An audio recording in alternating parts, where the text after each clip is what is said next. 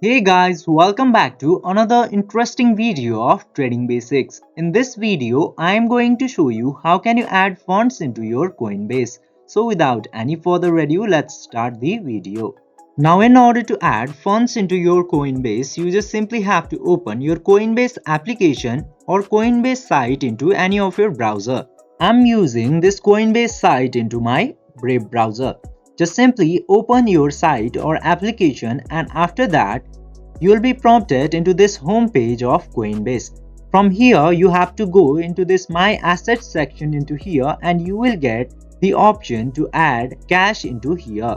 By you tapping into this Add Cash button, you can easily add fund into your Coinbase account. Just simply tap into this button, and if you verified your account, you will get the option to add cash into your Coinbase. By following these very easy steps, you can easily add funds into your Coinbase. I hope this video was helpful for you. If you want to see this kind of helpful content in the future, don't forget to subscribe Trading Basics. Thank you for watching the video.